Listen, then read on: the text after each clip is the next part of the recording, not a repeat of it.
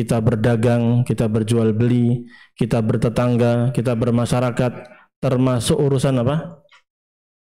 Kita bahas apa nih Pak? Utang. Insya Allah di antara kita ada yang utang nggak ini? Ada Pak. Kita akan lihat bagaimana syariat Islam itu memandang tentang perihal utang ini. Di sini saya bawakan dari bukunya Al-Ustadz Yazid bin Abdul Qadir Jawas rahimahullah taala, judulnya ini. Ruh seorang muslim, ya seorang mukmin itu tergantung pada utangnya hingga dilunasi. Jadi nyawanya itu akan digantung berdasarkan apa? Utangnya. Dia nggak bisa menikmati kenikmatan alam kubur, kenikmatan surga kalau utangnya belum dilunasi. Jadi bahaya atau enggak utangnya Pak? Bahaya. Kita akan lihat perkataan beliau rahimahullahu taala. Nanti pulang bisa pesan buku ini. Saya nggak jualan Bu. Cuman ini buku bagus banget. Bisa hadiahkan untuk yang hutang ke Bapak belum bayar-bayar. Dihadiahkan. Sekalian utangnya. Baik. Beliau berkata gini Pak, rahimahullah ta'ala, beliau mengatakan Islam juga mengatur muamalah utang piutang dan adab-adabnya dengan aturan yang paling baik, sangat luar biasa sempurna. Ya, beliau mengatakan utang piutang adalah muamalah yang dibenarkan dalam syariat Islam, artinya dibolehkan. Utang itu boleh Pak, keperluan tertentu Bapak boleh utang, tapi harus ada adab-adabnya. Muamalah ini wajib dilaksanakan sesuai syariat Islam. Tidak boleh ada tipu menipu. Nah ini, jangan sampai menipu. Ustaz, saya mau minjem ini Ustaz, uang ini untuk apa? Untuk buka dagangan, untuk buka gini, atau untuk biaya anak, atau istri saya sakit padahal nggak sakit. Ya, anaknya saya sakit padahal nggak sakit. Ini namanya tipu menipu. Nggak boleh kita menipu. Ya, Rasulullah SAW bersabda, iyyakum wal kadzib. Tidak boleh kalian melakukan perbuatan dusta. Bohong itu nggak boleh. Fa innal kadziba yahdi ilal fujur. Karena bohong itu akan membawa seseorang melakukan perbuatan dosa yang lebih besar. Wa innal fujura yahdi ilan nar. Dan sesungguhnya perbuatan dosa itu akan membawa seseorang menuju kepada neraka. Demikian pula tidak boleh ada riba. Riba itu tambahan dalam utang piutang. Maksudnya apa? Ada dua Zat, Pak. Jadi riba itu ada dua. Riba fadl. Riba fadl itu kelebihan dalam transaksi utang itu. Misalnya saya minjem atau Bapak minjem uang ke Bapak yang lain, saya minjem 40 juta. Nanti harus dikembalikan 50 juta. Maka kelebihan 10 juta ini namanya apa? Riba. Ada atau tidak? Ada, banyak. Ya, rentenir baik yang offline sama yang online. Nah ini hati-hati, waspada. Butuh uang, jangan sampai terjerumus dalam perbuatan riba. Cari yang halal. Ya. Kemudian ada riba nasi'ah. Riba nasi'ah itu riba yang terjadi karena penundaan. Bapak minjem sama saya 40 juta. Ya Pak, tapi harus dibayar nanti Desember. Kalau Desember nggak bisa bayar, nanti tiap bulan nambah 100.000. Paham? Nah, denda itu loh Pak. Denda itu itulah riba. Jadi riba ada dua model kayak gitu. Nah, nanti berkembangnya itu macam-macam. Cuman minimal itu pahami dulu. Jadi yang pertama tadi apa? Riba fadl. Jadi minjem 40 juta, baliknya harus 50 juta atau lebih. Nah, atau yang kedua adalah riba nasi'ah karena keterlambatan. Yaitu tadi bayar utang 40 juta harus bayar di bulan Desember. Kalau bulan Desember belum bayar, maka setiap bulan didenda.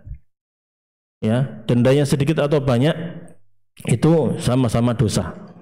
Ya, tentang riba kita tidak bahas panjang lebar di sini, tapi insya Allah Bapak-bapak sudah tahu tentang bahayanya riba.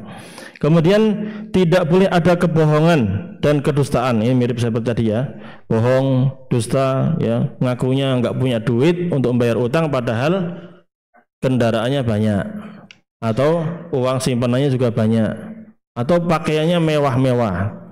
Ini kan kadang orang subhanallah ya, apa namanya, jadi kebiasaan gitu. Utang itu jadi apa? Kebiasaan. Kemudian beliau mengatakan, dan wajib diperhatikan bahwa utang itu harus dibayar. Nah, ini lebih penting lagi. Jangan sampai orang minjem karena lihat, oh lagi ada orang kaya nih, punya uang banyak, pinjemin aja deh. Pinjem, kemudian nanti juga diikhlasin nih. Jangan kayak gitu. Ya. Jadi utang piutang ini banyak dilakukan oleh kaum muslimin, tetapi kebanyakan dari mereka melakukannya tidak sesuai syariat. Dan hal ini wajib diluruskan, terutama bagi para penuntut ilmu dan para dai harus memperhatikan masalah utang piutang. Ya, orang umum harus memperhatikan utang piutang, apalagi ustadz-ustadznya, dai-dainya, jangan sampai malah ngajari orang untuk utang, apalagi nggak bayar. Ya, mentang-mentang utang sama murid, dimanfaatkan muridnya, cari murid-murid yang kaya-kaya, pinjemin uangnya, nggak balik, nggak apa-apa, tabaruk, cari berkah dari ustadznya. Ya, nggak bener. Ya. Kemudian beliau mengatakan, yang wajib diperhatikan oleh kaum muslimin dan muslimat, terutama para penuntut ilmu, adalah bahwa utang dibolehkan dalam syariat Islam, tetapi wajib dibayar. Oleh karena itu, setiap utang dicatat jumlahnya dan ditulis kapan waktu pembayarannya. Ini penting, Pak. Nanti disebutkan dalam ayat yang panjang. Jadi kalau mau utang piutang, dicatat di atas kertas, perjanjian, ada tanda tangannya, biar jelas ada buktinya. Jadi kalau seandainya yang utang itu meninggal dunia, kita bisa nuntut ke ahli warisnya. Atau yang punya utang pura-pura lupa. Nah, ada nggak kayak gini nih, pura-pura lupa, terus nggak ada bukti, kita repot. Harus ada bukti, transfernya kapan, tanda tangannya mana, jadi jelas. Jadi Bapak bisa menuntut ini. Kemudian waktu pembayarannya sampai kapan, ya, dan wajib menepati janji ketika membayarnya. Ini bagi yang utang. Kalau belum mampu bayar, maka sampaikan kabar berita kepada orang yang memberikan utang itu, ya, bahwa kita belum punya uang untuk membayarnya di hari ini, tanggal ini, terus minta tempo waktu. Intinya apa?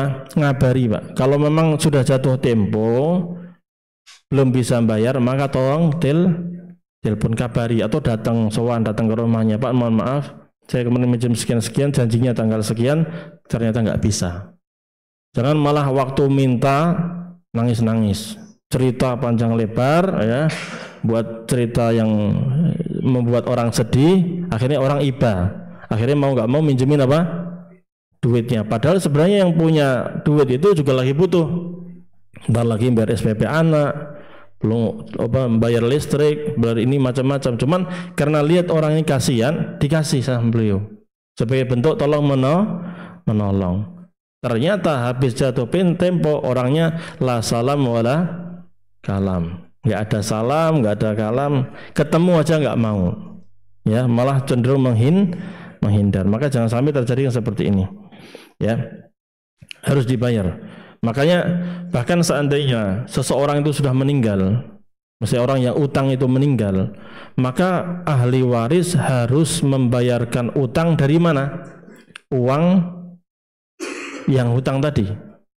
Jadi warisan jangan dibagi dulu sebelum utangnya dibayar. Nah, ini perlu dicatat, Pak. Jadi kalau misalnya ada orang punya utang, meninggal dunia, maka harta yang dia tinggalkan, lihat dulu dia punya utang enggak. Oh, punya utang. Maka semua harta yang dia tinggalkan itu diuangkan untuk membayar hutang. Ini amanat. Ya, ahli waris juga harus perhatikan. Ini demi keselamatan orang yang meninggal ini, mau bapaknya, ibunya, atau siapapun, diperhatikan. Ya, jadi orang yang meninggal itu kalau meninggal dunia, yang pertama kali dia apa? Diurus jenazahnya. Kemudian berikutnya baru dicari utangnya nih, bayar utangnya sampai lunas. Ustaz, gimana Ustaz? Uangnya pas nih, dia utang 40 juta, 50 juta, waktu dikumpulkan hartanya cuma 50 juta doang. Ya sudah, bayarkan untuk utangnya sampai lunas, walaupun keluarganya tidak punya warisan apapun. Kira-kira mau nggak nih ahli waris kayak gini? Kalau mau, alhamdulillah Pak. Maka ini bahaya utang itu kayak gini. Utang itu selama kita masih hidup bayar. Jangan ngandalkan keluarga. Karena keluarga ini kita nggak bisa jamin dia. Lihat uang banyak itu panas. Wah, pengen beli motor, HP, pengen beli mobil, pengen buat rumah. Ya, kalau keluarga kita baik sama kita, insya Allah akan membayarkan utangnya. Cuma jangan ngandelin. Setan itu juga akan menggoda. Tapi kalau keluarga kita nggak mau bayar, itu repot. Udah kita nggak bayar waktu kita hidup, kita meninggal, harta kita banyak kita tinggalkan, ternyata ahli waris nggak mau membayarkan utang. Akhirnya kita nanti hadapan sama orang yang utang nanti di hari kiamat. Orang kita pinjemin itu berhadapan dari kiamat.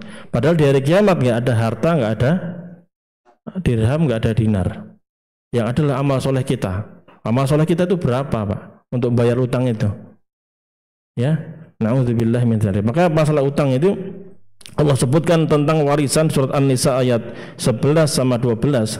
Setelah menjelaskan tentang warisan itu dibagi gini ini, Allah sebutkan mim ba'di wasiyati yusi biha au dain. Warisan ini dibagi setelah wasiat dilaksanakan atau utang dibayarkan. Jadi bayar dulu utangnya. Oh, sudah lunas Ustaz, alhamdulillah. Sisa banyak uangnya, hartanya. Oh, ada wasiat enggak? Oh, ada wasiat. Maksimal wasiat itu berapa? 1/3 dari harta yang sisa itu. Setelah dibayarkan utangnya masih sisa 1/3 masih ada. Oh ya, silakan. 1/3 masih bisa diwasiatkan. Enggak boleh lebih dari 1/3. Karena ada hak siapa nanti? Ahli waris. Baru ahli waris diberikan, dibagi sesuai hukum syariat. Kemudian di antara yang menunjukkan pentingnya urusan utang ini, Allah Subhanahu wa taala menurunkan ayat paling panjang dalam Al-Qur'an. Surat Al-Baqarah ayat berapa? 282. Hafal Bapak, Masya Allah. Sampai hafal. Ini ayat terakhir surat Al-Baqarah. Kalau Bapak lihat surat Al-Baqarah ini surat Al-Imran, ini lembar terakhir. Ini di sini amanah Rasul itu loh. Lillahi ma fis samawati wa ma fil ardi sini. Utang itu sebelah sini. Satu halaman penuh berkaitan dengan utang. Allah langsung tetapkan utang itu. Biar apa Pak? Hati-hati, waspada. Kalau urusan kita dengan Allah, Allah itu Ghafurur Rahim. Allah Maha Pengampun lagi Maha Penyayang. Kalau manusia susah Pak. Apalagi masalah duit. Utang itu nggak ada yang lupa ya. Ada yang lupa nggak? Urusan utang, yang diutangi maksudnya. Kalau yang utang lupa-lupa, pura-pura lupa. Tapi yang diutangi, yang dipinjami itu seringnya apa? Pasti ingat. Yang dipinjami, orang yang dipinjami itu pasti ingat. Oh, fulan itu utang sama saya sekian. Insya Allah nggak lupa itu. Kalau orang lupa itu biasanya orang yang terlalu ya. Maka Allah berfirman apa? Ya ayyuhalladzina amanu idza tadayantum bidainin ila ajalin musamman faktubuh. Ini adab-adab ketika utang. Wahai orang-orang yang beriman, apabila kalian melakukan transaksi apa? Utang piutang, ya, tentukan waktunya sampai kapan?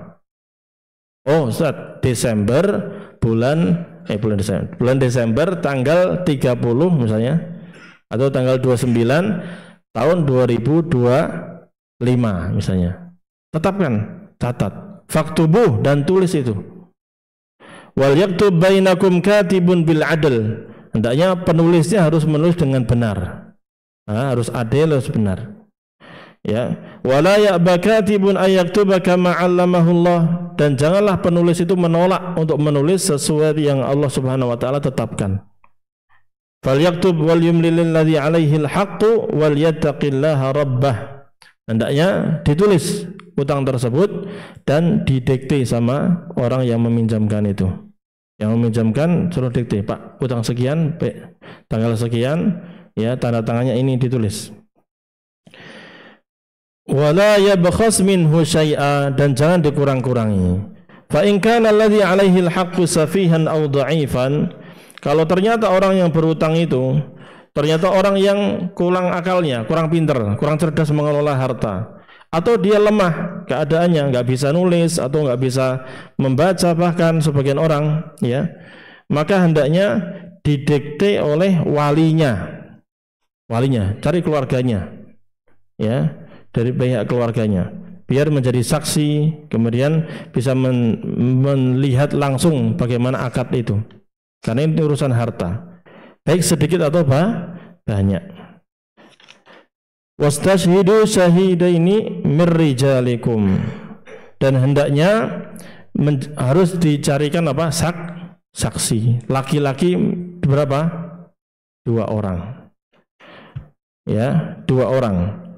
Bisa dari pihak yang minjem, bisa juga dari pihak yang dipinjemi atau meminjamkan. Fa illam yakuna rajulaini farajulu wa imra'atan. Kalau enggak ada 2 orang laki-laki, ya sudah 1 orang laki-laki dan 2 orang perempuan. Karena perempuan 2 banding 1 kalau sama laki-laki. Ya. Mimman tardawna minas syuhada, ya. Jadi orang-orang yang memang kau inginkan menjadi saksi. Antadilla ihdahuma fatudzakkira ihdahuma al-ukhra. Kalau salah seorang di antara keduanya dari perempuan itu, dia lupa, bisa jadi nanti diingatkan sama yang satunya lagi. Ya, fungsinya saksi itu untuk menjadi saksi ketika utang piutang dan ketika mau bayar nanti. Seandainya dituntut ke pengadilan sudah ada saksi, jadi lebih enak. Ya, ini transaksi baik uangnya kecil ataupun uangnya banyak, apalagi banyak, jutaan, miliaran, triliunan. Ini kan sebagian kalau orang proyek-proyek besar, dia butuh pinjaman yang besar. Boleh, tapi harus dicatat, dipastikan dan harus dibayar. Ya, dan seterusnya. Ayatnya berkaitan dengan utang tersebut, insya Allah tinggal dibaca saja. Kemudian Al-Ustaz Yazid rahimahullah ta'ala membawakan beberapa hadis yang menjadi peringatan bahwa kita jangan sampai bermudah-mudah. Ya, syariatnya benar, sudah bagus seperti tadi, harus dicatat, waktunya jelas, kemudian ada saksi, sehingga kalau mau membayar atau mau menuntut atau ada yang lupa bisa dibenarkan nanti, bisa diselesaikan dengan baik. Ya. Kemudian yang harus diperhatikan, kita jangan bermudah-mudah utang. Walaupun boleh dalam syariat boleh, tapi jangan mudah-mudah. Makanya utang itu kita lakukan kalau betul-betul terpaksa. Jangan terlalu ngoyo. Sesuatu yang kita tidak mampu jangan kita memaksakan diri. Lebih baik sederhana tapi tanpa utang daripada kaya raya gaya cuman banyak utangnya. Ya, Rasulullah SAW bersabda, nafsul mu'min mu'allaqatun bidainihi hatta yuqda anhu. Ruh seorang mukmin itu tergantung pada utangnya hingga dibayarkan utangnya itu. Maksudnya apa? Yaitu ruh kita, ruh seseorang itu ketika di alam kuburnya akan bergantung pada utangnya. Ya, seakan-akan dia merasakan sakit karena menunda penyelesaian utang itu. Jadi jangan nggak main-main, Pak. Bahaya. Ya. Nanti disebutkan dalam hadisnya bahwa orang yang utang itu bisa disiksa di alam kuburnya. Kalau dibayar barulah kulitnya bisa dingin. Dia tidak merasa gembira dan tidak lapang dada dengan kenikmatan untuknya karena dirinya masih mempunyai kewajiban membayar utang. Oleh karena itu kita katakan, ini Syekh Muhammad bin Shalih Al-Utsaimin mengatakan, wajib atas para ahli waris untuk segera dan mempercepat menyelesaikan utang piutang si mayit. Demi apa, Pak? Keselamatan orang yang kita cintai itu. Apalagi ini ayah kita, ibu kita, anak kita, saudara kita. Ya. Imam Al-Munawi rahimahullah ta'ala berkata, jiwa seorang mukmin, maksudnya rohnya, itu tergantung setelah kematiannya dengan utangnya, tergantung pada utangnya. Maksudnya terhalang dari kedudukannya yang mulia yang telah disediakan untuknya, atau terhalang dari masuk surga bersama rombongan orang-orang yang soleh.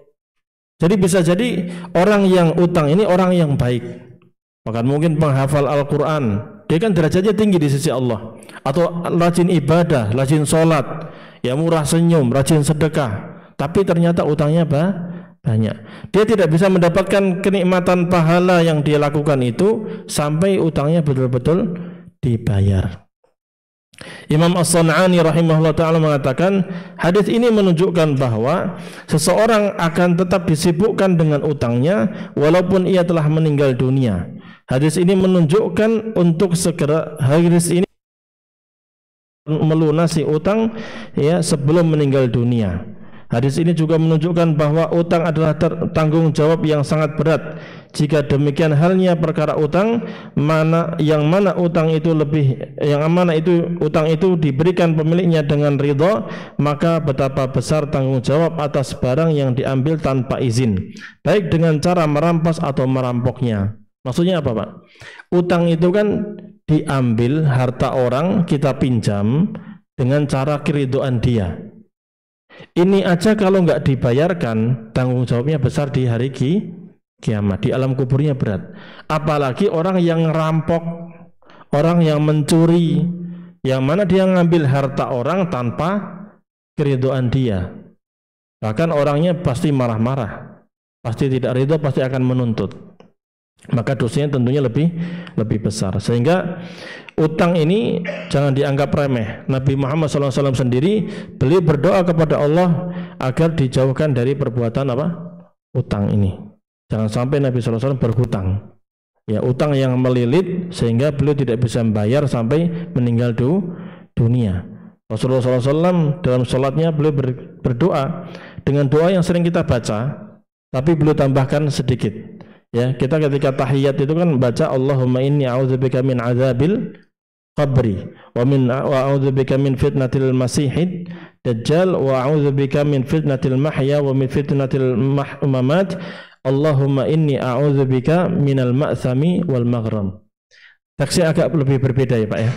Biasanya mungkin teksnya Allahumma inni a'udzubika min adzabi jahannam wa min adzabil qabr wa min fitnatil mahya wal mamat wa min syarri fitnatil masihid dajjal.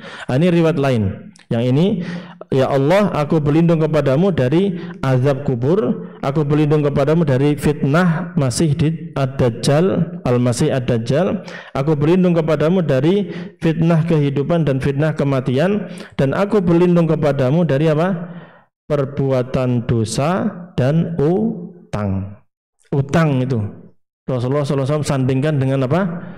Fitnah Dajjal, fitnah kubur, azab kubur, azab neraka. Yang menunjukkan sangat ngeri sekali. Karena utang itu, orang itu kalau utang itu ya sangat merubah akhlaknya. Awalnya baik bisa menjadi apa? Buruk.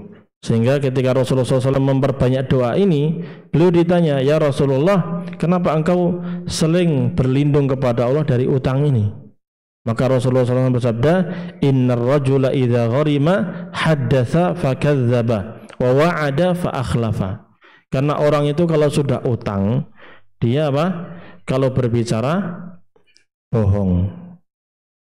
Ya, kalau dia berjanji dia akan menyelisihi janjinya. Betul atau betul? Kadang kalau utang ya punya uang, ngakunya tidak punya uang untuk bisa membayar. Terus dia janji tanggal sekian membayar, tahun depan membayar, ternyata nggak jadi membayar. Berarti kan menyelisihi janji. Dan ini bahaya atau tidak? Bahaya, karena ini sifat siapa? Rasulullah SAW bersabda, ayatul munafiqi salasah. Tanda ciri-ciri orang munafik ada 3. Ya, idza hadatsa kadzaba. Kalau dia berbicara dia bohong. Wa idza wa'ada akhlafa. Kalau dia berjanji dia menyelisihinya, ingkar janji. Wa idza u'tumina khana. Kalau dikasih amanat dia khianat. Ini ciri-ciri munafik. Maka kita ketika berutang, utang piutang boleh secara syariat, cuman jangan sampai melakukan hal ini. Ya, bahaya. Maka Rasulullah SAW berlindung jangan sampai terlilit utang, biar jangan ngomong bohong, jangan mengingkari janji. Ya. Bahkan Rasulullah SAW pernah bersabda bahwa yughfaru lisyahidi kullu dzanbin illa dain. Orang yang mati syahid itu semuanya akan diampuni dosanya oleh Allah Subhanahu wa taala kecuali siapa? Utang. Orang syahid itu, Pak, pahalanya besar. Ketika ditepas lehernya, darahnya mengalir, di saat itulah dosanya diampuni. Selama darahnya mengalir itu diampuni dosanya. Kemudian dia diselamatkan dari fitnah kubur. Jadi nggak ditanya sama mungkar nangkir. Kalau dia betul-betul apa? Syahid beneran. Ya, lolos dia. Kenapa? Rasulullah SAW ditanya, wahai Rasulullah, kenapa kaum mukminin yang lain ditanya di alam kuburnya kena fitnah kubur, sementara orang mati syahid nggak dapat? Rasulullah SAW bersabda, kafa bibariqatis sayfi fitnatan lahum. Cukuplah kilatan pedang, ya, itu cukup sebagai ujian bagi mereka. Jadi ngerinya terjadi peperangan itu, ya, dentuman bom kalau sekarang, ya, ledakan-ledakan, ya, sayatan-sayatan, temannya dibunuh, ini dibunuh, itu kan ngeri. Itu cukup sebagai ujian bagi dia. Kok ternyata dia bisa kuat, nggak kabur dari peperangan, itu sudah luar biasa. Sehingga orang yang mati syahid meninggal saat berjihad di jalan Allah Subhanahu wa taala itu akan diampuni dosanya, kemudian diselamatkan dari fitnah kubur, pertanyaan kubur, kemudian dia akan dinikahkan dengan siapa? Bidadari surga. Dan dia diberikan izin untuk memberikan syafaat untuk berapa orang? 70 dari kerabatnya. Bayangkan, bisa satu RT itu, ya, luar biasa.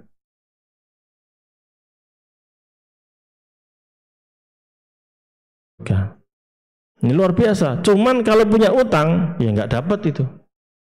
Tuh bahayanya tuh. Utang itu, Pak. Walaupun cuma sedikit, 2 dinar bahkan disebutkan dalam hadis Rasulullah SAW pernah mengunjungi orang yang meninggal dunia. Lalu beliau berkata, alaihi dain, apakah beliau punya utang nggak ini orang? Iya, wahai Rasulullah. Qulna, kami berkata, dinaron. Beliau punya utang 2 dinar ya Rasulullah.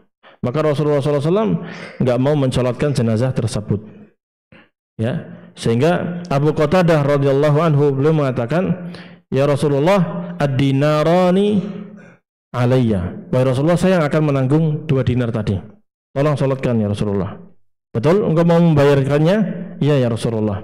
Maka Rasulullah SAW pun baru bersedia untuk mensolatkan jenazah tersebut, ya. Lalu setelah beberapa hari Rasulullah tanya lagi ke Abu Qatadah, wahai Abu Qatadah, ma fa'ala dinaran? Sudah dibayar belum 2 dinar tadi? Ya. Kemudian beliau mengatakan, innama mata amsi, ya Rasulullah, baru kemarin meninggal, masih mau ditagih lagi. Ya. Maka Rasulullah ulangi lagi, bayar sekarang, jangan sampai nggak dibayar. Maka Abu Qatadah mengatakan, laqad qadaituhuma, saya sudah membayarkannya ya Rasulullah. Lihat, lalu Rasulullah SAW bersabda, al-ana barratta alaihi jildahu, sekarang baru engkau, ya, dinginkan kulitnya dia. Berarti sebelum dibayar itu kulitnya diapain? Dibakar, Pak. Panas karena utang. Berarti di sini menunjukkan apa? Hadis ini sahih, ya. Hadis ini sahih diriwayatkan oleh Imam Ahmad dan yang lainnya. Nah, ini menunjukkan orang yang utang itu disiksa di alam kuburnya sampai betul-betul dia dibayarkan utangnya. Ya, penting, Pak. Ini siksa-siksa seperti ini diberikan bagi orang malas-malasan bayar utang. Tapi kalau gimana Ustaz? Misalnya sebenarnya saya sudah berusaha Ustaz, saya sudah kerja, saya sudah cari nafkah, ya. Ternyata qadarullah sampai meninggal dunia nggak bisa bayar karena nggak mampu. Maka di sini berlakulah firman Allah, la yukallifullahu nafsan illa wus'aha. Allah tidak membebani seseorang kecuali sesuai kesanggupannya, Dan Allah Maha tahu, Pak, mana yang sungguh-sungguh mau bayar utang, mana yang malas-malesan. Kan bayar utang nggak harus pakai uang itu, yang harus cash. Bisa pakai apa? Lihat asetnya. Oh, ada TV di rumah. Mau nggak nih dihargai berapa? Bawa. Ada mobil, hargai berapa? Bawa. Kan gitu bisa ya, Pak. Diuangkan aja, dihargai berapa. Nah, oleh karena itu Ustaz Yazid rahimahullah mengatakan, adapun orang yang meminjam uang atau meminjam barang karena sangat membutuhkannya, dia betul-betul membutuhin, ya, mungkin untuk operasi atau untuk apa, hal-hal yang memang mendesak, dan dia berniat dengan sungguh-sungguh untuk menggantinya, membayarkannya, Ya. Kemudian berbagai macam upaya telah dia usahakan untuk melunasi utangnya, namun tetap saja gagal dan tidak mampu untuk membayar utangnya, dan tidak ada sesuatu yang bisa dijual untuk membayar utangnya sampai dengan ajalnya, sampai meninggal dunia. Maka orang yang mati sebelum melunasi utangnya bukan karena kelalaian, misalnya ia adalah orang yang kesulitan, tiba-tiba ajalnya datang padahal dalam hatinya ia berniat untuk melunasi utangnya, namun ia belum sempat melunasinya, maka Allah akan menjamin pelunasannya. Allah yang akan membayarnya. Tapi syaratnya tadi Pak, disebutkan di sini apa? Betul-betul sungguh-sungguh apa? Mau membayar. Dan dia memang nggak ada uang dan nggak ada barang untuk dia bayarkan utang.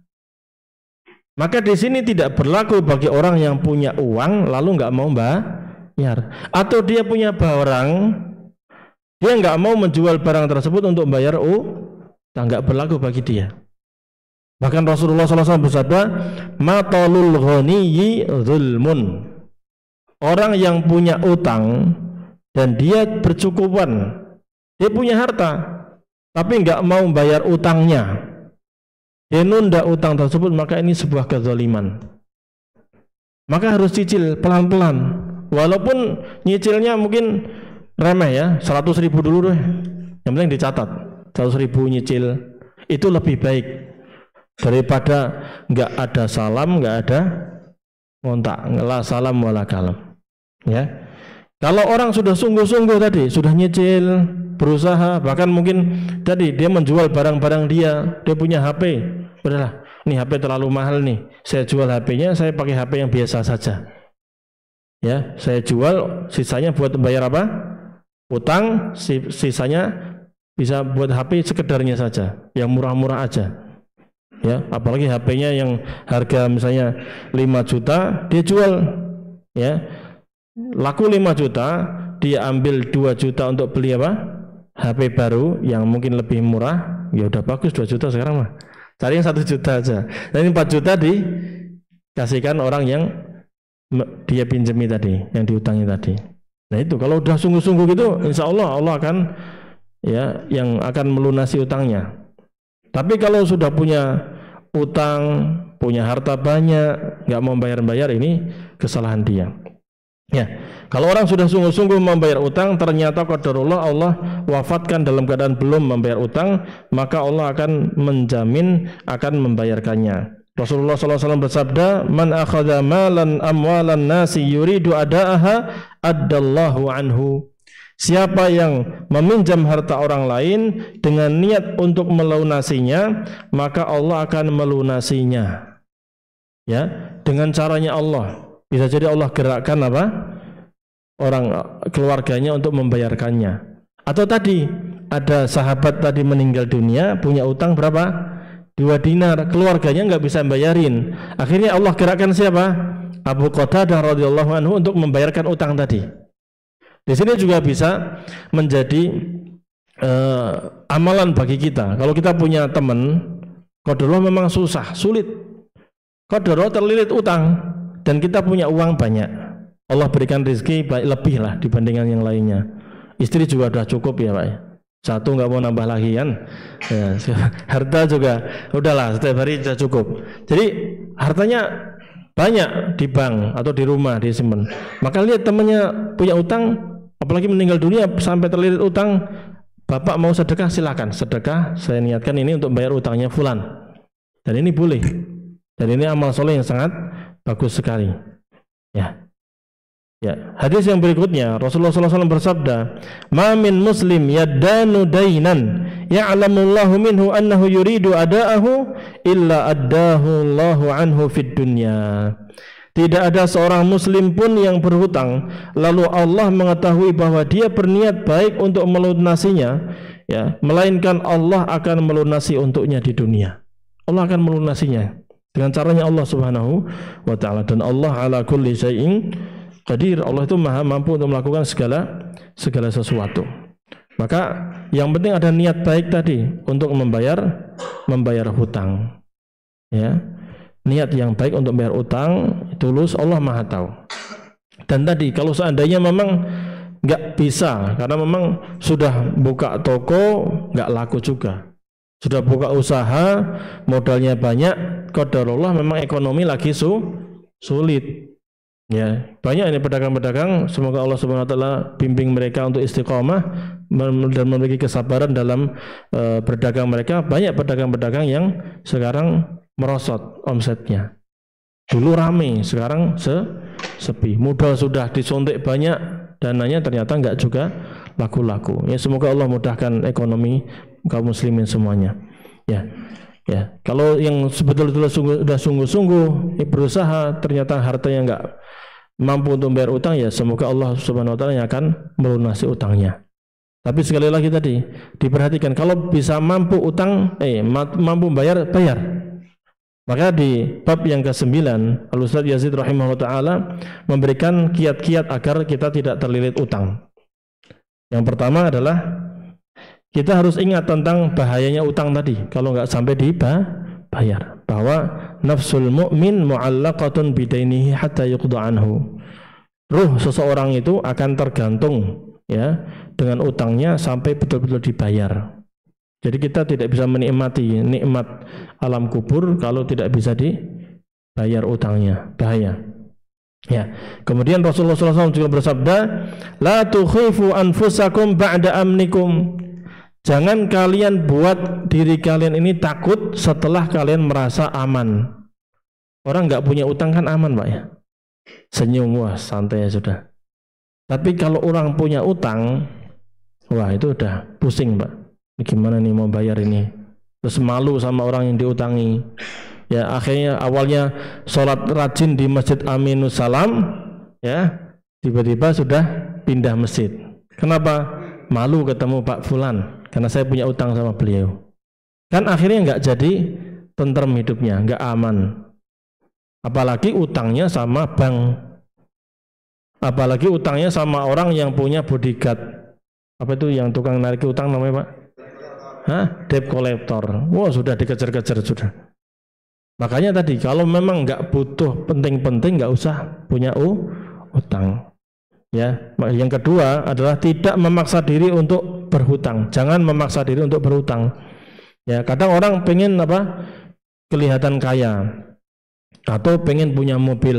Ini anak sudah banyak nih, pengen punya mobil, tapi nggak punya uang. Ya sabar, motor aja udah cukup insya Allah. Gantian kan, antar dulu sebagian, balik lagi, antar lagi. Ya, nggak perlu beli ngerepot-repot beli apa? Mobil. Sebagian orang nggak mau sabar. Akhirnya dia bilang, wah lumayan nih ada tawaran mobil sekian nih, nggak punya uang. Terus gimana? Udah minjem aja deh. Minjem ke bank kadang, sampai riba nanti. Atau minjem ke orang. Akhirnya dia tadi ya tidak aman hidupnya, nggak nyaman hidupnya. Padahal kita hidup itu pengen apa?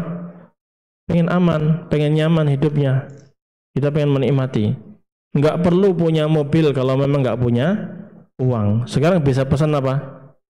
Grabcar, Gojek, Gokar, malah bisa milih mobilnya lagi, mau yang listrik atau mau yang biasa, ya tinggal bayar sekian jalan, nggak perlu. Kalau punya mobil apa yang repot, Pak? Harus cari parkiran, ya kalau nggak punya parkiran di rumahnya nyewanya bisa berapa itu? 700-an, itu yang biasa mungkin, Pak ya, 500-an, ya per bulan itu. Kan butuh dana uang banyak. Ya sudah, makanya nggak usah terlalu memaksakan diri. Sama, pengen punya rumah, Ustaz. Ya rumah silakan. Sekarang bisa ngontrak, kontraktor malah. Pindah-pindah. Nggak nyaman di rumah ini, pindah rumah lain. Cari yang ya, modelnya bisa lain, ya. Yang penting masih punya uang. Yang penting nggak utang. Hidup sederhana tanpa utang lebih nyaman daripada terlilit utang. Kelihatannya kaya tapi utangnya banyak. Dan kadang ini, Pak, kadang apa namanya, kita itu tergoda sama apa orang-orang yang kaya, teman-temannya punya ini punya itu, pengen ikut-ikutan, pengen punya ini, ya kan? Padahal Allah Subhanahu wa taala berfirman apa? La tamuddanna 'ainaika ila ma mata'na bihi azwajam minhum zahratal hayatid dunya linaftinahum fi. Janganlah kalian tunjukkan pandangan kalian, mata kalian kepada kenikmatan yang telah kami berikan kepada beberapa golongan di antara mereka. Jangan lihat orang-orang yang di atas kita. Ya pengen terus antum. Antum melihatnya orang kaya, wah enak terus ya, masya Allah. Ya punya istri banyak, misalnya, atau punya rumah mewah, atau punya harta melimpah, wah hidupnya jalan-jalan, akhirnya pengen. Makanya urusan dunia itu kita diperintahkan untuk lihat siapa yang di bawahnya.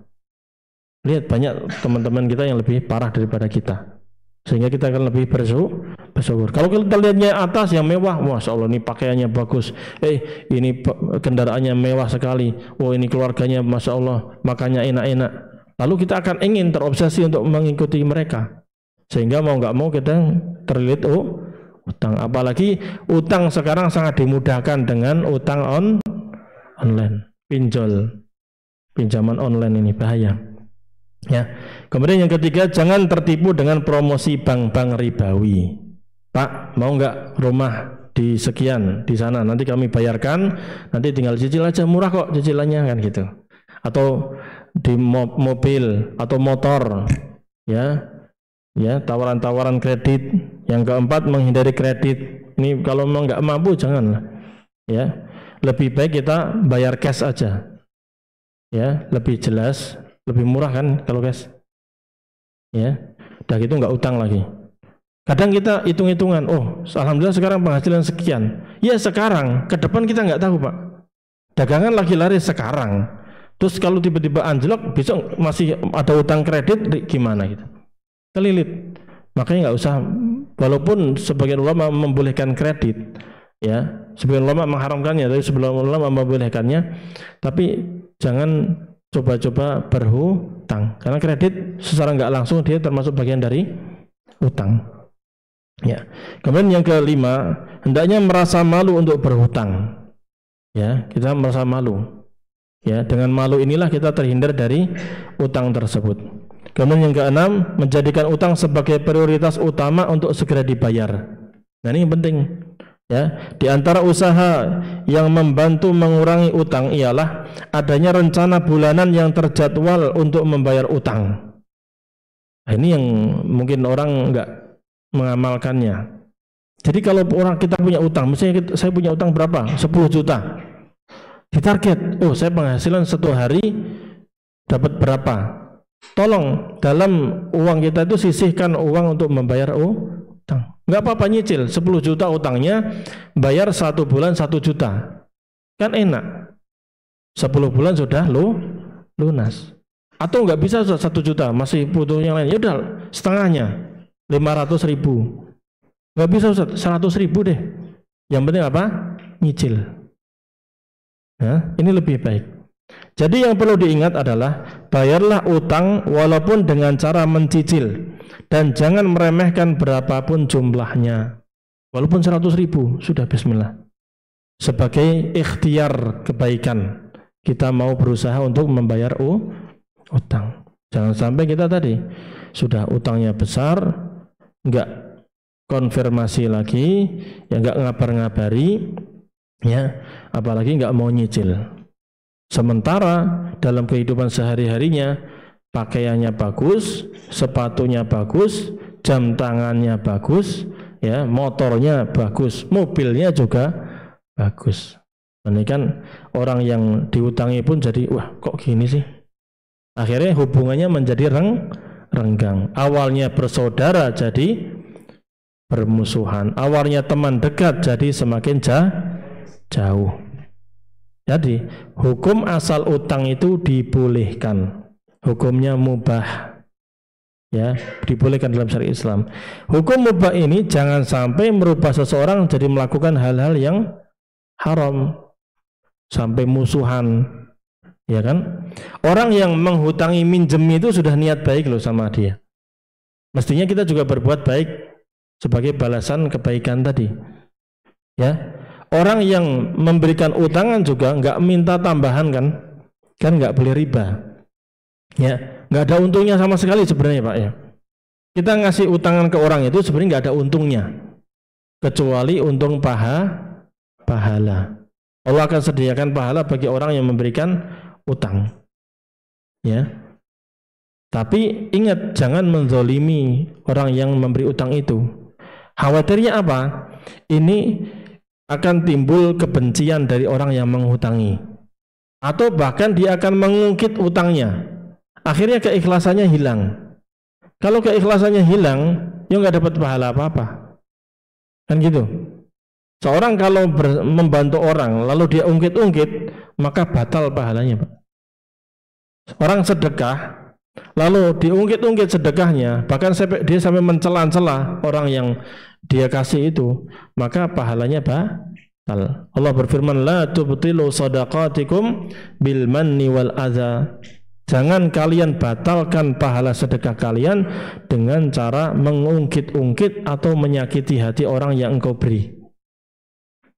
Termasuk menghutangi ini. Menghutangi itu adalah bentuk dari kita menolong dia. Jangan sampai kita memberi pertolongan kepada orang lalu kita ungkit-ungkit. Ya, kita bongkar kesalahannya, bahkan dibawa ke media sosial. Awalnya yang tahu antara dia dengan orang tersebut, akhirnya sedunia tahu karena diviralin di media sosial. Yang ketujuh, agar kita terhindar dari utang ini adalah hendaknya kita merasa cukup dengan yang Allah Subhanahu wa taala berikan kepada kita, yaitu merasa qanaah. Sudah, hidup sederhana aja. Yang penting semuanya cukup, ya, sesuai kemampuan kita. Allah itu bagi rizki kepada hamba-hambanya. Ya basutur rizqa liman yasha'u wa yaqdir. Allah itulah yang membentangkan rizki bagi orang yang Allah kehendaki. Jadi ada orang-orang kaya itu Allah bentangkan rizkinya, luaskan, kucurkan rezekinya. Tapi wa yaqdir, kadang juga Allah menyempitkan rizki kepada orang lain. Sebagaimana Allah bagi hujan, Pak. Hujan itu kadang di Jawa-Waringin deres, Jatinegara panas, ya kan? Kadang Jatinegara sampai banjir, saking terusnya. Di sini cuma rintik-rintik. Sama, rezeki juga gitu. Rezeki ini Allah bagi ke kita semuanya ini masing-masing. Ada yang masya Allah rezekinya banyak, sehingga dia punya harta banyak. Itu sebagai ujian bagi dia. Sebagaimana Allah berikan kepada orang lain rezeki yang sempit, ya, pas-pasan banget. Sebulan pasti habis, ya, saldo nol. Kalau masih saldo nol kan bagus disedekahin semua. Nah, ini saldo nol memang nggak ada uangnya, ya, nggak ada uangnya, saldonya nol. Nah, sabar. Dengan kesabaran itu Allah SWT akan angkat derajatnya. Sama orang kaya tadi Allah uji sebenarnya dengan harta itu, apakah dia mau, ya, menggunakan dengan cara yang halal, yang baik, menggunakan untuk sedekah atau tidak. Semuanya ujian, ya, kehidupan ini semuanya ujian. Kaya dan miskin Allah bagi sesuai yang Allah kehendaki. Seseorang hendaknya meridho dan menyukai apa yang Allah Subhanahu wa taala bagikan untuknya. Takdir ini harus kita terima dengan ridho, ya, dengan mensyukurinya dan sabar. Syukur kalau mendapatkan nikmat, sabar kalau mendapatkan apa? Musibah. Bahkan tingkatan tertinggi seseorang bisa mensyukuri musibah yang menimpa dia. Ya, ya, banyak orang masya Allah, ya, hartanya nggak ada tapi alhamdulillah Ustaz, saya walaupun harta nggak punya ini, tapi badan sehat. Ini qanaah perlu, Pak. Kita harus melihat sisi-sisi baik dalam kehidupan kita. Bisa jadi memang nggak Allah berikan harta yang banyak, tapi Allah berikan kesehatan. Ada orang yang Allah berikan harta banyak, tapi subhanallah sakit-sakitan, sehingga uangnya habis untuk biaya pengobatannya. Semuanya ujian. Yang baik kita syukuri, yang susah kita sabari. Kemudian yang ke-8, hendaknya kita meneladani salafus salih, generasi terbaik dari umat ini, para sahabat ridwanullahi alaihim ajma'in. Jadi seorang muslim, ahlus sunnati wal jamaah, muslim dan muslimah, hendaknya melihat dan mencontoh kehidupan salafus salih, bukan hanya dalam masalah akidah dan manhaj saja. Jadi kita belajar akidah dan manhaj itu penting, tapi juga semua syariat kita pelajari, kita amalkan juga. Kita ittiba'us salaf, mengikuti kaum salafus salih, para sahabat, tabi'in, tabi'ut tabi'in dalam semua aspek kehidupan kita. Akidah kita ikuti, manhaj kita ikuti, dan juga akhlak, adab, muamalah serta kehidupan mereka kita berusaha untuk mengikuti mereka. Ya, para sahabat radhiyallahu anhum adalah orang yang zuhud dan qanaah. Mereka adalah generasi terbaik dan sebaik-baik manusia. Mereka adalah orang yang sedikit bebannya, ya, tidak terlalu memberatkan diri mereka. Apabila mereka ada harta, kemampuan, maka mereka membeli sesuatu sekedar yang mereka butuhkan dalam kehidupannya. Apabila mereka tidak mampu, maka mereka pun bersabar, tidak memaksakan diri untuk belanja dengan utang atau belanja membeli apa-apa yang tidak dibutuhkan. Jadi secukupnya saja, butuh apa beli, butuh sesuatu nggak mampu nggak usah beli. Dan ingat Pak, rezeki yang Allah berikan kepada kita itu cukup untuk kebutuhan kita, tapi tidak cukup untuk keinginan kita. Paham? Kalau untuk kebutuhan sehari-hari insya Allah cukup, tapi untuk obsesi keinginan pengen ini enggak cukup. Apalagi manusia punya sifat apa? Tamak. Ya, seandainya anak Adam itu Allah berikan berapa? 1 lembah emas, bayangkan Pak, berapa kilo? 1 lembah emas. Sekarang 1 gram aja harganya berapa? 3 juta loh, 3,4 juta. Naik itu. Ini 1 lembah emas. Seandainya anak Adam itu Allah berikan 1 lembah emas, maka dia akan minta yang kedua. Walan yanla'afahu illa turab, dan enggak bakal puas, enggak bakal memenuhi mulutnya kecuali tanah. Kalau udah meninggal baru dia selesai keinginannya. Makanya tadi jangan terlalu kita mementingkan apa? Keinginan. Cukup kebutuhan kita. Ya. Istri 1 cukup insya Allah. Ya. Hartanya cukup, maksudnya baru nikah nih, awal bujang nikah. Waktu bujangan gajinya sekian, hartanya sekian. Anda ketika menikah ada istri 1 lagi, dia bawa rezeki sendiri Pak, ya kan? Insya Allah cukup. Rezekinya dari mana-mana, Allah yang ngaturnya. Punya anak nggak usah khawatir, 1 lahir, ada rezekinya dia Pak. 2 lahir, ada rezekinya dia. Makanya Allah larang kita untuk membunuh anak. Wala taqtulu auladakum min imlaq. Jangan kalian bunuh anak kalian karena khawatir miskin, khawatir nanti makan apa, ya. Nahnu narzuqukum wa iyyahum. Kami yang akan memberikan rezeki kepada kalian dan juga kepada anak kalian itu. Dalam ayat lain, kami nahnu narzuquhum wa iyyakum, dibalik.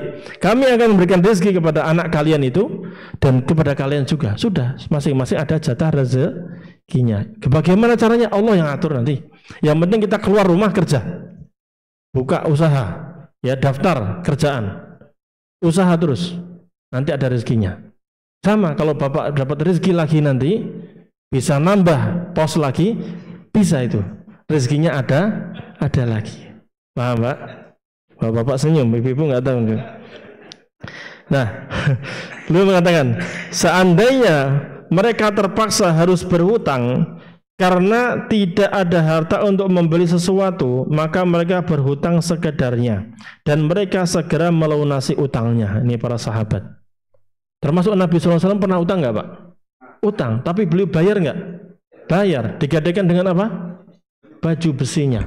Jadi ada barang beliau bisa buat bayar utang, bayar. Sama, kita mungkin orang yang utang nggak punya harta, uangnya nggak ada tadi, saldo 0 tadi. Tapi ada barang di rumah, ya bisa buat bayar itu. Nabi SAW bayar pakai baju besi, ya. Kita bisa membayar dengan barang yang lain yang kita miliki. Bahkan orang yang fakir dari para sahabat radhiyallahu anhum tetap menjaga kehormatan dirinya dengan tidak meminta-minta kepada manusia. Mereka susah, lebih susah daripada kita Pak. Sesusah-susahnya kita, baju masih banyak di rumah kan? Banyak nggak? Pernah dengar nggak riwayat Pak? Sahabat itu ada yang gantian pakaian dengan istrinya. Jadi satu rumah cuma ada 1 baju, bayangkan tuh kayak apa tuh? Itu bajunya, baju aja nggak punya, apalagi perabot yang lain. HP nggak ada zaman dulu, ya.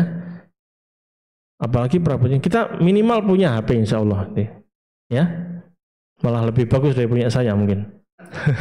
Ya, jadi seperti itu loh. Mereka bisa sabar dan bahkan menahan lapar.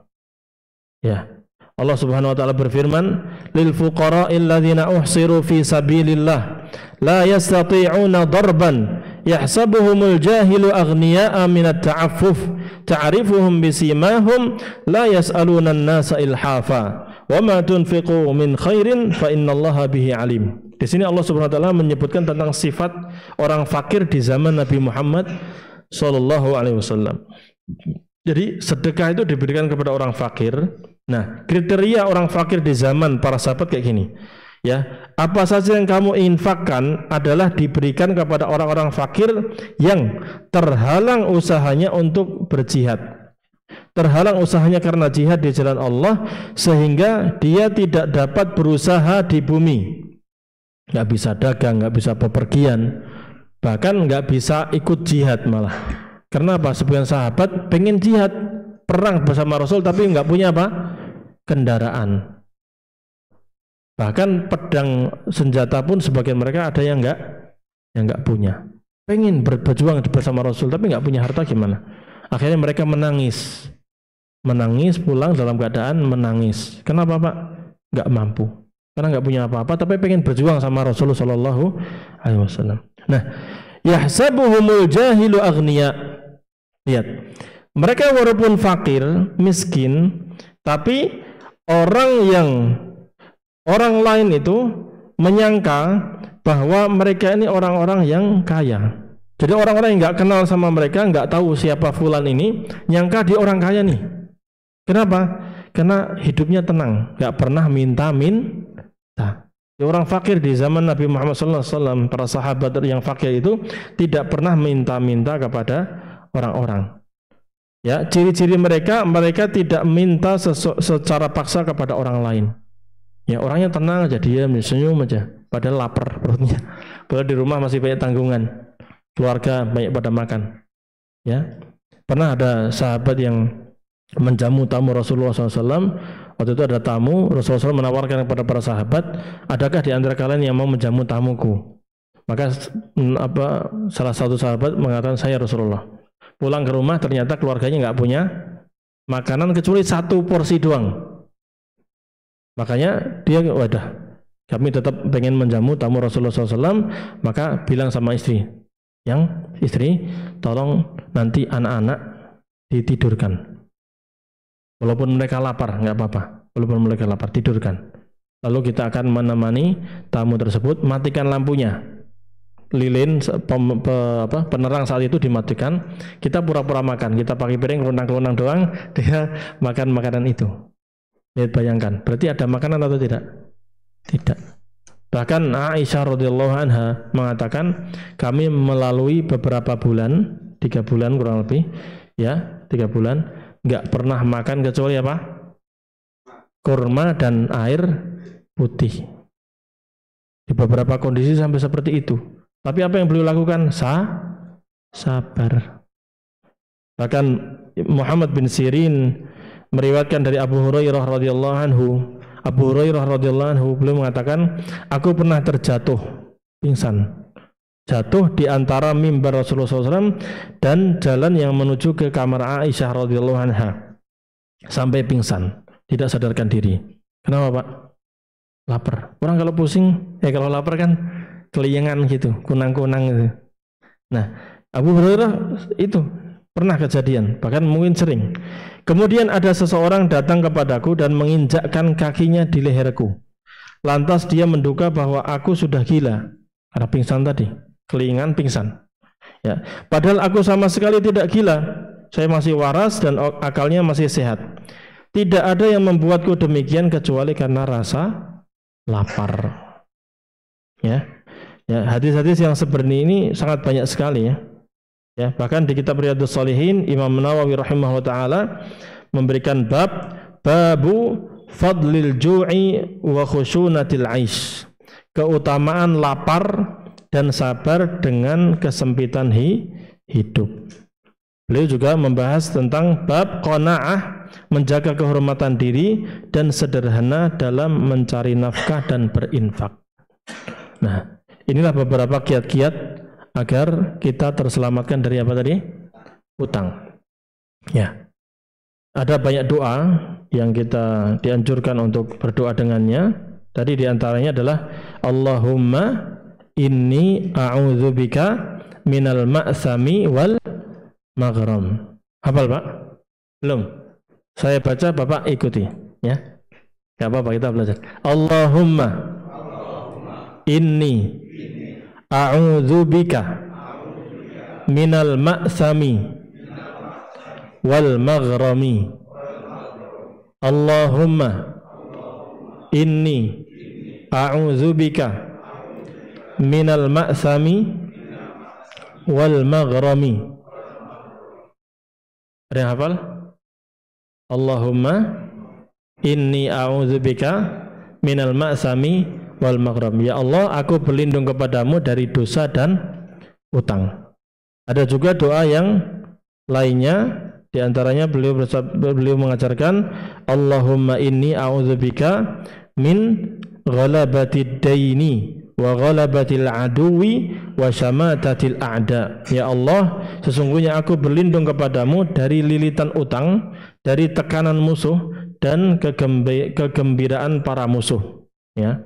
Kemudian doa juga yang lainnya, ya Allahumma inni a'udzubika minal hammi wal hazan wal ajzi wal kasal wal bukhli wal jubni wa dhala'id daini wa ghalabatir rijal. Ya Allah, sesungguhnya aku berlindung kepadamu dari kesusahan dan kesedihan, kelemahan dan kemalasan, kebakhilan dan sifat pengecut, dan juga dari lilitan utang dan dari penindasan orang lain.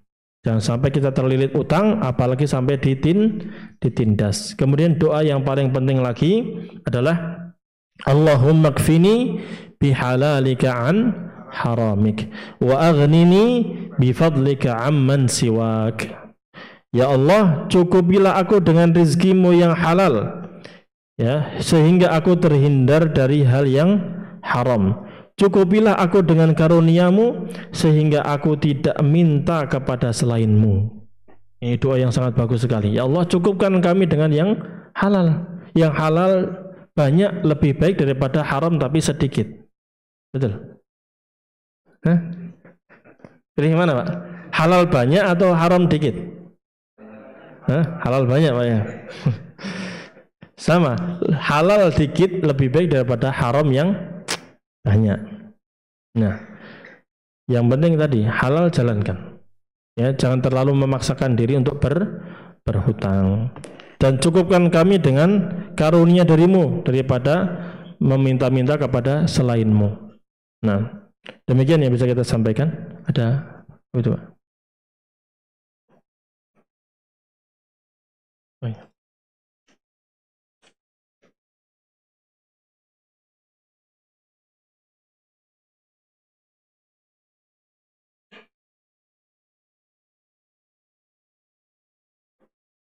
Baik. Pertanyaan, ada orang yang masih hutang ke rentenir, ketika dinasehati, dia menjawab kalau kita meninggal dunia, maka sudah dianggap lunas. Enak nih Pak. Sehingga orang ini terus saja berhutang dengan rentenir tersebut. Bagaimana Ustadz? Apakah rohnya tetap tergantung? Tadi, sama. Apalagi ini tingkatnya sudah meremehkan. Dianggapnya kalau sudah meninggal dunia utangnya lunas. Tadi Rasulullah SAW bersabda apa? Ruh seseorang itu tergantung pada utangnya sampai dibayar. Berarti walaupun dia meninggal dunia harus tetap dibayar. Bahkan akan diancam, ini kalau sudah tingkatnya meremehkan, bahaya. Nah, kalau yang seperti ini Bu, tolong belikan buku ini, hadiahkan ke dia. Insya Allah kalau buku kan bisa dibaca dia sendiri. Kalau ibu yang menasihati mungkin dia lebih kencang lagi marahnya, kan gitu. Atau sampaikan rekaman ini ke dia juga bisa. Kajian. Ya ini untuk kebaikan beliau juga. Kita sebagai saudara, teman mengingatkan, ya jangan sampai meremehkan masalah utang piutang ini. Ya. Ya tadi juga jangan mengandalkan keluarganya, nanti keluarga saya yang bayarin, enggak. Ya kalau keluarganya peduli, Yang jadi masalah kan, ya kadang orang meninggal, lalu ada orang lain yang pernah minjemin dia, datang ke keluarganya, Pak, mohon maaf saya mau menyampaikan ini ada bukti transferan saya pernah minjemin ke almarhum yang meninggal ini, bapak yang meninggal ini, ya utangnya sekian. Terus keluarganya bilang apa? Wah itu kan urusan bapak saya nggak mau nanggung Pak, gitu.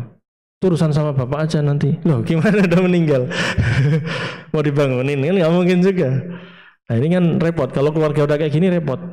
Yang minjemin juga bingung dia mau kemana, nggak bisa dituntut, udah meninggal. Dia meninggal juga lebih kasihan lagi, karena di hari kiamat apa? Ya dibayar dengan amal soleh dia. Ya kalau punya, kalau nggak punya, ya dosa.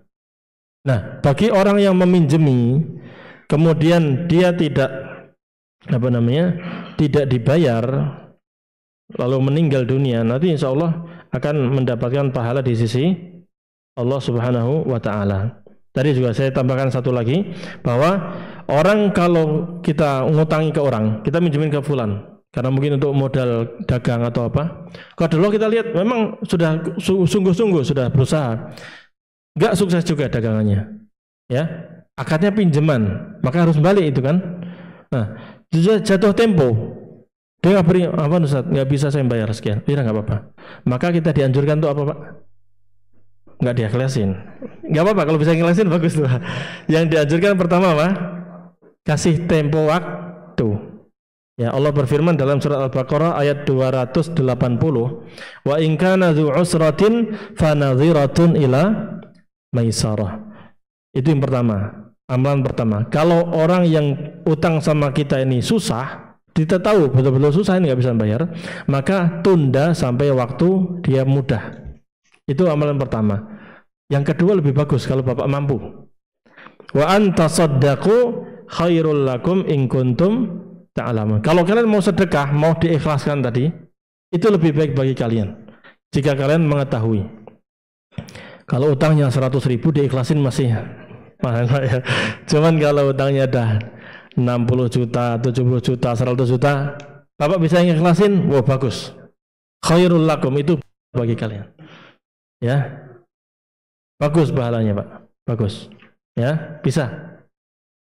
Bisa enggak? Tapi kalau enggak bisa tadi, wah, lumayan ini 50 juta masih bisa buat nikah lagi kan. Nah, bisa ya bisa Bapak ngapain? Tuh kasih tunda aja. Yaudah Pak, kalau memang nggak bisa tahun ini, udahlah bulan depan gimana? Atau Bapak bisanya kapan? Ustaz, kalau sekarang belum bisa Ustaz. Nunggu Lebaran Ustaz kayaknya. Habis Lebaran biasanya kalau Ramadan itu kalau dagang apa? Laku tuh. Nah, biasanya ngandalin dagangan itu waktu Ramadan atau waktu Idul Fitri itu. Oh laris, alhamdulillah. Kalau ternyata bisa bayar, alhamdulillah. Nggak bisa bayar lagi, gimana? Tunda lagi terus. Nah, kita dapat pahalanya Pak. Rasulullah SAW bersabda, "Man anzara mu'siran falahu bikulli yaumin shadaqatun qabla an yahilla ad-dain. Fa idza halla ad-dainu fa anzarahu ba'da dzalika falahu bikulli yaumin mithluhu shadaqah."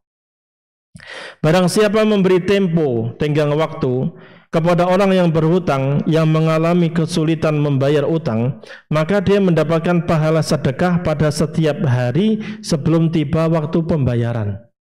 Jadi setiap hari kita dapat apa? Kucuran pahala Pak. Ya, ya tadi pahalanya besar. Memang kita kadang agak apa? Jengkel ya, waduh. Oh nggak bayar-bayar ini, saya sementara saya butuh, ya. Anak mau bayar SPP, mau bayar ini, listrik juga. Titit suaranya itu ya, tokennya. Nah, tapi ya, jika waktu pembayaran telah tiba, kemudian dia memberi tempo lagi setelah itu, ya setelah tiba kepadanya, maka dia mendapatkan pahala sedekah ya pada setiap hari semisal utangnya itu. Bayangkan Pak, Bapak minjemin uang 50 juta ke orang. Tiba waktu tempo nggak bisa bayar. Ya, maka Bapak bilang, ya udah Mas, nggak apa-apa, lanjut aja, tapi tetap catat ya, usaha untuk bayar. Nanti bayar semampunya aja, antum bayarnya kapan silahkan, saya kasih waktu tinggal sampai sekian. Maka kita seperti sedekah dengan uang yang semisal. Ini riwayatnya Sahih riwayat Imam Ahmad Ibnu Majah dan disahihkan oleh Syekh Al-Albani rahimahullah taala. Jadi seperti sedekah 50 juta, bayangkan. Tanpa mengeluarkan 50 jutanya. Uang kita masih bisa balik. Nih, kalau kita bisnisnya lillahi ta'ala itu kayak gini. Bisa atau tidak, Pak? Bisa. Ya. Tapi berat memang. Butuh keikhlasan. Bapak minjemin uang ke orang itu nggak mudah. Ya. Pernah ada seseorang, ya, diceritakan oleh Rasulullah SAW, ya, seseorang itu tidak beramal dengan amalan yang banyak. Ya. Namun dia ini sering memberikan kemudahan kepada orang yang berhutang. Ya. Ya, maka Allah Subhanahu wa taala pun mengampuni dosanya. Ya, di sini disebutkan sesungguhnya ada seorang laki-laki yang tidak pernah mengamalkan kebaikan sama sekali. Dia adalah orang yang sering memberikan utang kepada manusia. Lalu ia berkata kepada utusannya, kepada ajudannya atau anak buahnya, ambillah tagihan orang yang mudah bisa membayar, silakan ditarik. Biarkan orang yang susah. Kalau orang susah membayar, silakan dibiarkan aja, kasih tempo. Ya. Dan maafkanlah, bebaskanlah utang itu, ya, kepada orang yang engkau ingin bebaskan. Mudah-mudahan Allah mengampuni dosa kita. Ya. Maka tatkala orang itu telah meninggal dunia, Allah pun berfirman kepadanya. Dia bertemu dengan Allah, kemudian Allah berfirman kepadanya, apakah engkau pernah mengamalkan kebaikan meski sedikit? Dia mengatakan tidak ada. Saya enggak banyak amal solehnya. Kecuali dahulu ketika aku punya hamba sahaya, dan dahulu aku selalu memberikan utang kepada manusia. Ada yang minjem, saya kasih pinjaman. Jika aku mengutus hamba sahayaku itu untuk menagih utang, aku berkata kepadanya, ambillah tagihan orang yang mudah. Kalau orang bisa bayar utang, silakan ambil utangnya, ya, dia bayar silakan diterima. Tapi kalau orang yang susah, silakan biarkan saja dan maafkan dia. Mudah-mudahan Allah Subhanahu wa taala akan mengampuni kita. Maka Allah pun balas dengan berfirman, tajawaztu anka, saya pun memaafkan kamu. Dosa-dosamu saya ampuni dan kamu berharap mendapatkan surga. Ya, subhanallah, ini balasan yang besar. Tentunya surga itu lebih mahal daripada harta kita. Apalagi uang sekedar puluhan juta gitu, ya kita rela untuk mengikhlaskannya, insya Allah kita mendapatkan pahala surga. Wallahu a'lam bishawab. Ada lagi? Ya, Pak.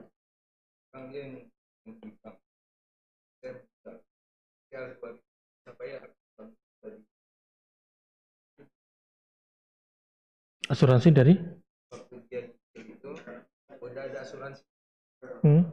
Jadi ketika dia meninggal dunia, bank ahli waris nggak perlu melunasi karena sudah bayar asuransi dia ketika cicil itu. Artinya lunas dengan asuransi itu? Ya, dia nggak lunas padahal masih banyak utangnya. Asuransi itu dari hasil kerjanya paket bank itu, paket bank. Wallahu a'lam. Tanyakan ke Ustaz Nizar. Dekat beliau di sini.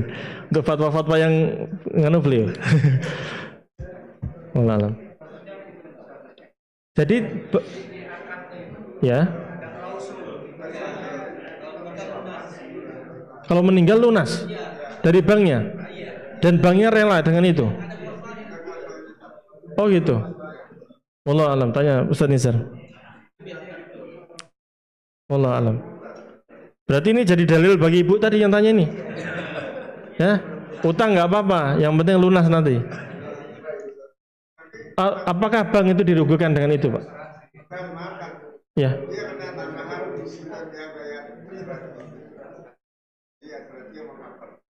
Oh, jadinya kayak judi dong. Jadi kalau masih hidup dia bayar asuransi itu terus dan bisa lebih dari utangnya. Tapi kalau meninggal, yang untung yang meninggal. Kalau hidup, yang untung yang banknya. Nggak boleh, tetap. Ya. Kredit rumah juga gitu. Rata-rata kayak gitu. Oh, subhanallah. Wallahu a'lam. Tanyakan Ustaz Nizar. Di sini beliau yang ahli fatwanya. Silakan.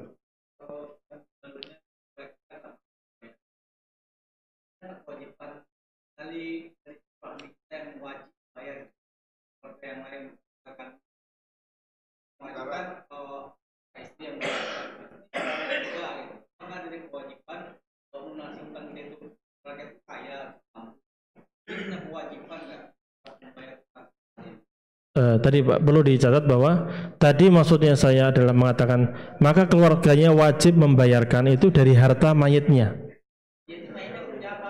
Ya, gini maksud saya tadi kan saya bilang ini sebelum dibayar bagi apa warisan harus keluarga harus membayar apa utangnya. Maksudnya keluarga membayar utang dari harta warisnya ibu orang tua yang meninggal ini atau siapa yang meninggal ini, gitu si mayit itu.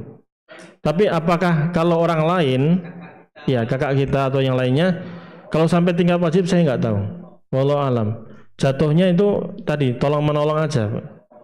Nggak, bukan kalau kewajiban itu kan berarti kalau dia nggak bayar dosa. Padahal itu tanggungannya yang meninggal yang utang, gitu Pak. Kalau sampai tingkat wajib saya nggak tahu.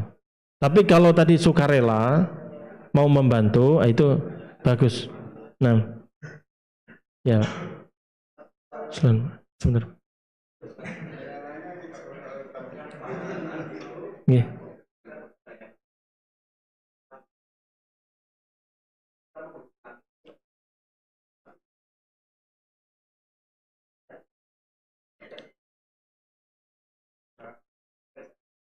Ya.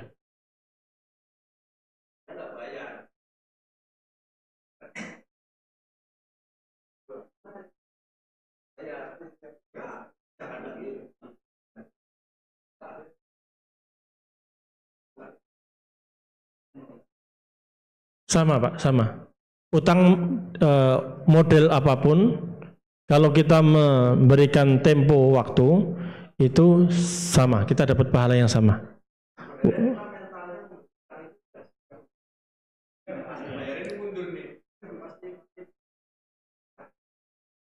Iya. Sudah siap aman kalau sudah siap. Pahalanya tetap dapat Pak. Kalau kita tadi man anzara mu'siran, siapa yang memberikan tempo kepada orang susah maka dia dapat pahala itu. Seperti sedekah itu. Susah nggak susah? Yang penting utang. Ya gitu. Nah, cuman memang tadi nasihat kepada orang yang kita pinjami itu, apalagi dia dapat proyek sudah dapat untungnya, mestinya dia harus segera bayar. Jangan sampai dia dapat proyek besar, untung besar, dia pengen buat proyek lagi dengan uang itu, akhirnya utang ini nggak kebayar, numpuk lagi, utang lagi. Ya itu kan termasuk yang tadi apa namanya, ambisinya terlalu tinggi tapi nggak mau bayar utangnya. Matalul ghaniyyi zulmun, orang yang sudah cukup, punya kecukupan, dia bisa bayar utang tapi dia nggak mau bayar, makalah menunda, maka dia zalim. Gitu Pak.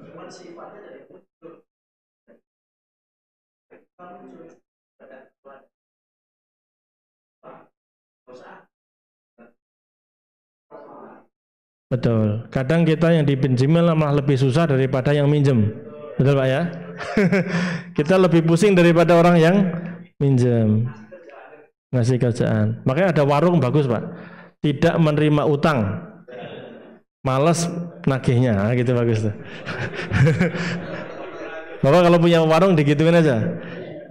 Apa namanya? Tidak menerima utang. Males nagihnya, gitu. Karena tadi kadang kita sebagai yang diutangi itu tadi niatnya nolong, tapi yang ditolong malah mendung kalau bahasa Jawanya. Wah, mukul lelang.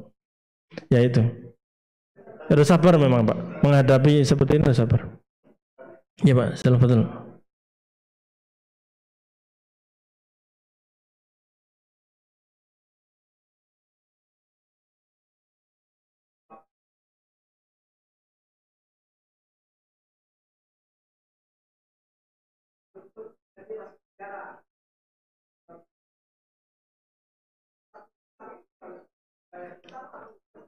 Wah, tetap bayar. Walaupun dia di penjara, tetap bayar. Enak kalau nggak bayar. Di penjara aja deh. Wah, lumayan nih, 1 triliun lunas. Enak. Enggak, tetap bayar Pak. Sama korupsi, koruptor itu kalau dia korupsi besar di penjara tetap harus dikembalikan secara hukum syariat ya, harus dikembalikan. Asetnya dirampas kan kalau KPK gitu ya, asetnya dirampas. Jadi penjara itu sebagai hukuman dia, bukan sebagai pembayaran utang. Kecuali gini Pak, ada bukan kecuali ya, ada kasus misalnya orang utang sama kita, dia nggak bisa bayar dengan uang harta dia nggak punya, tapi dia mau bayar dengan jasa, boleh atau tidak? Bisa. Tinggal disepakati aja. Kira-kira antum kerja di tempat saya berapa? Nah, dipotong aja gitu. Maksudnya untuk utangnya sekian, sehari 1 juta. Enak. Kerja apa 1 juta? Misalnya sehari sekian. Itu untuk bayar utangnya, itu bisa. Ini sebenarnya kembali ke orang yang utang itu tadi. Kalau memang utang betul-betul pengen bayar, orang kalau sungguh-sungguh itu kan kelihatan Pak ya. Beda sama orang yang betul nggak mau bayar utang. Orang kalau sungguh-sungguh itu ya, Ustaz, saya utang sama antum sekian. Saya nggak punya uang, Ustaz. Kerjaan gini-gini susah. Tapi saya pengen bantu antum. Nyuci motor kah atau apa? Ya itu diuangin sekian untuk bayar utang, silahkan. Gitu Pak. Tapi kalau penjara jadi lunas, nggak bisa. Ya, keenaan. Betul Pak.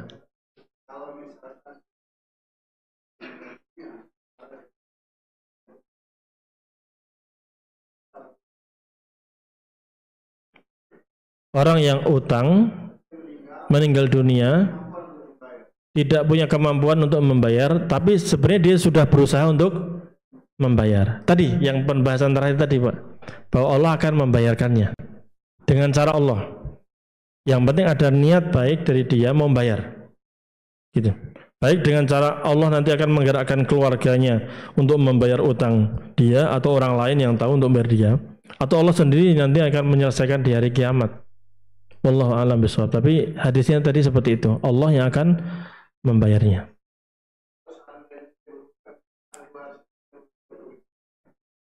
Ya, hendaknya tadi makanya adab-adab berhutang itu kita catat. Kita catat dan tadi harus ada saksi. 2 saksi kan Pak tadi ya.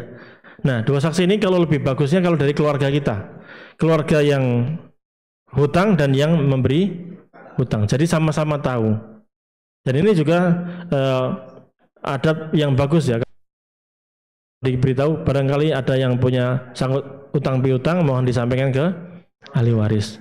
Nah, kalau ternyata keluarga nggak tahu, nggak ada yang beritahu kepada keluarga, ya sudah, anggap tidak punya utang. Nggak bebas tapi tetap utang itu ada. Yang tahu hanya orang yang hutang sama yang diutangi sama Allah Subhanahu wa taala. Keluarga yang nggak tahu bahwa yang meninggal ternyata punya utang, ya sudah, dia nggak punya tanggungan apa-apa. Seandainya misalnya tadi orang meninggal dunia, meninggalkan warisan, nah keluarganya nggak tahu punya utang atau enggak, dan nggak ada yang lapor, sudah diumumkan nggak ada yang lapor, nggak ada yang kejadian, maka harta warisan itu dibagi, sudah dibagi sebagaimana mestinya. Terhadap si mayit urusan dia dengan yang utang. Urusan si mayit dengan yang utang, yang minjem. Gimana Pak? Seperti itu. Itu urusan dia dengan itu. Bukan urusan keluarganya. Karena keluarga nggak tahu juga. Sudah ngumumin tidak tahu. Ya. Maka tadi sekali lagi itu pentingnya kenapa Allah perintahkan untuk catat utang di atas kertas. Kalau catat di HP repot, ke restart hilang. Dan HP kadang di password, nggak bisa lihat. Keluarga nggak bisa buka, akhirnya dibawa ke counter, di servis, di restart ulang, akhirnya hilang datanya. Sudah, yang paling benar pakai kertas, catat, taruh di brankas. Ya, sama seperti surat tanah kan ada di kertas kan Pak. Ya, lebih legal. Kalau perlu tadi ada tanda tangan, ya ada capnya, stempelnya sekalian, lebih bagus. Allah berfirman, "Wala tas'amu an taktubuhu shaghiran aw kabiran ila ajali." Jangan kalian bosan untuk menulis utang itu. Baik utangnya kecil ataupun besar. Sudah, catat aja. Pentingnya, Pak. Ada lagi? Cukup? Silakan, Pak.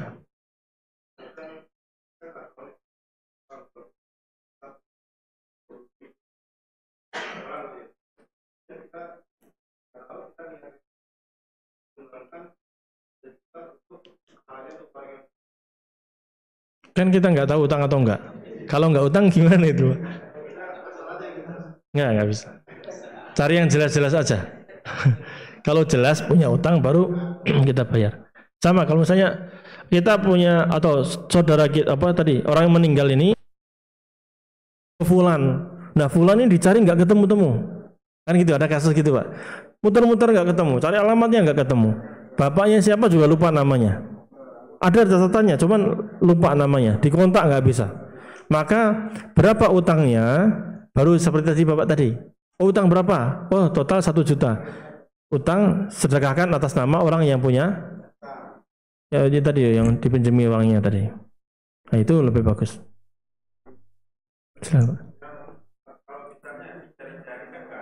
Iya. Bayar. Bayar. Bayar. Iya. Iya. Ya, kita sudah cari-cari orangnya, nggak ketemu, lalu kita sedekah. Tiba-tiba sebulan berikutnya datang orangnya, bayar Pak. Bapak jangan bilang, saya sudah niatin sedekah tuh Bapak.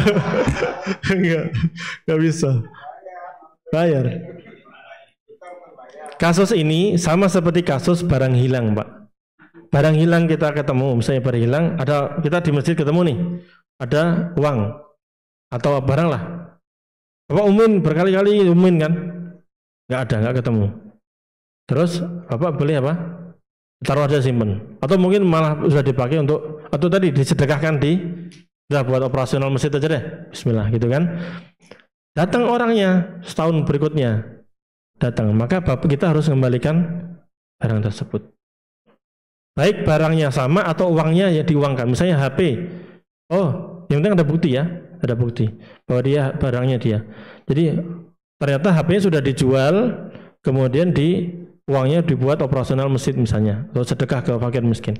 Maka nanti ketika orangnya datang, maka tanya, itu di zaman itu waktu itu antum kehilangan berapa harganya? Oh sekian, yaudah ini Pak buat antum, bisa buat beli HP baru. Gitu Pak ya. Karena itu uangnya dia, bukan uangnya kita. Cukup. Coba Pak ya. Semoga yang sedikit ini bermanfaat. Apabila ada kesalahan, kekurangan, mohon dimaafkan karena itu mungkin kekurangan dari saya, kekurangan ilmu saya. Kita semuanya masih belajar, tahap belajar. Semoga Allah Subhanahu wa taala memberikan kepada kita ilmu yang bermanfaat, bisa kita amalkan dan amal soleh kita diterima di sisi Allah Subhanahu wa taala. Semoga Allah Subhanahu wa taala mudahkan rezeki kita, rezeki yang halal yang baik. Allah berkahi keluarga kita, Allah mudahkan urusan kita. Bagi yang punya utang semoga segera dilunasi. Semoga Allah mudahkan rezekinya bisa melunasi. Bagi yang pernah meminjami orang lain dan belum balik, semoga segera balik. Bagi yang sakit semoga disembuhkan. Bagi yang memiliki saudara yang meninggal dunia, semoga Allah rahmati beliau, Allah ampuni beliau, Allah masukkan beliau ke dalam surga, dan semoga Allah Subhanahu wa taala kumpulkan kita semuanya di surga Firdaus bersama para nabi, sahabat, tabi'in, tabi'ut tabi'in, dan orang-orang saleh yang lainnya. Demikian yang bisa kita sampaikan. Subhanakallahumma bihamdika asyhadu an la ilaha illa anta astaghfiruka wa atubu ilaik. Wassalamualaikum warahmatullahi wabarakatuh.